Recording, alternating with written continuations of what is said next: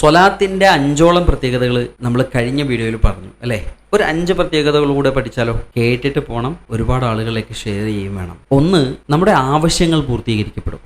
ആവശ്യങ്ങൾ എന്ന് പറയുമ്പോൾ ഒരു മനുഷ്യന് 70 സ്വലാത്ത് ചൊല്ലിയാൽ അവൻ്റെ 100 ആവശ്യങ്ങളെ അള്ളാഹു സുബ്ഹാനഹു വ തആല പൂർത്തീകരിച്ചു കൊടുക്കും എന്നുള്ളതാണ്. അതിൽ 30 ആവശ്യങ്ങൾ ദുനിയാവിൻ്റെയും 70 ആവശ്യങ്ങൾ ആഖിറത്തിൻ്റെയും എന്ന് മഹാന്മാരായ പണ്ഡിതന്മാർ രേഖപ്പെടുത്തി വെച്ചിട്ടുണ്ട്. രണ്ടാമത്തേത്, അവൻ്റെ അകവും പുറവും ശുദ്ധിയാകും. സ്വലാത്ത് ചൊല്ലിയാൽ അകവും ശുദ്ധിയാകും, പുറവും ശുദ്ധിയാകും. ഉള്ളും പുറവും ശുദ്ധിയാക്കാൻ ഏറ്റവും നല്ല മരുന്നാണ് സ്വലാത്ത് എന്നുള്ളത്. മൂന്നാമത്തേത്, സ്വലാത്ത് പതിവാക്കുന്നവർക്ക് നരകത്തിൽ നിന്നും രക്ഷ ലഭിക്കും. അവന് അള്ളാഹു സുബ്ഹാനഹു വ തആല അവനെ നരകത്തിൽ എറിയൂല. ഒരു തരി പോലും റഹ്മത്തില്ലാത്ത നരകത്തിൽ സ്വലാത്ത് ചൊല്ലിയതിന്റെ കാരണം, അല്ലെങ്കിൽ മുത്തുനബി സ്വല്ലല്ലാഹു അലൈഹി വസല്ലമ തങ്ങളുടെ ജന്മം കൊണ്ട് സന്തോഷിച്ച കാരണം അബൂലഹബിന് ആ സ്വർഗത്തിൽ അള്ളാഹു വലിയ റഹ്മത്ത് കൊടുത്ത് നമ്മളെല്ലാവരും പഠിച്ചതാണ്, കേട്ടതാണ് അല്ലേ? നാലാമത്തേത്, റഹ്മത്തിൻ്റെ സ്വർഗം അവനിക്ക് ലഭിക്കുമെന്നുള്ളതാണ്. അഞ്ചാമത്തേത്, അള്ളാഹുവിൻ്റെ വലിയ സലാമത്ത്, വലിയ രക്ഷ അവനുണ്ടാകും എന്നുള്ളതാണ്. അപ്പോൾ